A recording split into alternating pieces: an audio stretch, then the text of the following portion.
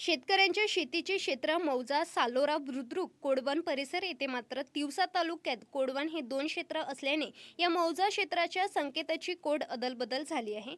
या तांत्रिक चुकीमुळे गेल्या 4 महिन्यापासून शेतकरी नानाजी देशमुख कृषी संजीवनी प्रकल्पांतर्गत विविध योजनेच्या लाभांपासून वंचित राहत असून संतप्त शेतकऱ्यांनी तालुका कृषी अधिकारी कार्यालयावर धडक दिली। शिरसगाव मुजरी येथील शेतकऱ्यांनी पोखरा प्रकल्पांतर्गत शेतीपूरक व्यवसाय व अवजारे मिळवण्यासाठी अर्ज केले होते, तर तांत्रिक संकेतात चुकीचं असल्याने या शेतकऱ्यांचे अर्ज वारंवार नामंजूर होत आहे। ही बाब शेतकऱ्यांनी 4 महिन्यापूर्वी कृषी विभाग मंडळ अधिकारी आणि कृषी सहाय्यक यांच्या दर्शनात आणून दिली होती, मात्र अद्याप त्यावर कोणतीही ठोस कारवाई न झाल्याने शेतकऱ्यांमध्ये संतापाचे वातावरण आहे। या गंभीर विषयावर शेतकऱ्यांनी तालुका कृषी अधिकाऱ्यांशी चर्चा केली। संकेतात दुरुस्त झाल्यानंतर शेतकऱ्यांचे प्रश्न सुटतील असे आश्वासन कृषी विभागाने दिले आहे।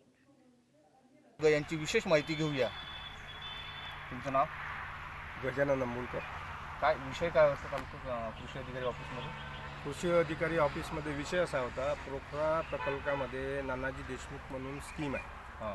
त्या स्कीममध्ये शेतकऱ्यांसाठी जे शेतीविषयक पूरक अवजारे आहे, मोटर आहे, पाईपलाईन आहे, यांच्यासाठी महाराष्ट्र शासनाने पोखरा म्हणून प्रकल्प राबविलेला आहे।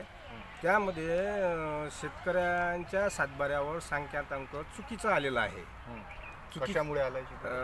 हे अधिकाऱ्याचीच गलती आहे, काही शेतकऱ्यांनी थोडी सांख्यातांक टाकलेला आहे। या अधिकाऱ्यांच्या चुकीमुळे सांख्यातांक चुकल्यामुळे शेतकऱ्यांचे अर्ज नामंजूर होत आहे। त्याकरिता मी फोनवर माझी इंग्लिश आपल्या ठाकरे सरांसोबत चर्चा झाली। त्यांनी मला तिवसाला बोलावले, आज ते मिळाले नाही, तरी त्या मॅडम सोबत माझी चर्चा झाली। त्यांनी कृषी विभागातून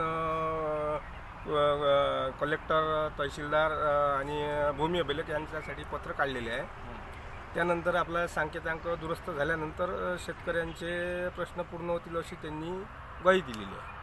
किती महिने झाले हे चालू? या प्रकरणाला त्यांनी समिती स्थापन केली। पोखरामध्ये 4 महिने झालेले आहे। 4 महिन्यापासून त्यांनी सांकेतांक बदलवलेला आहे। त्याकरिता मी ऑफिसमध्ये आलेलो आहे आज।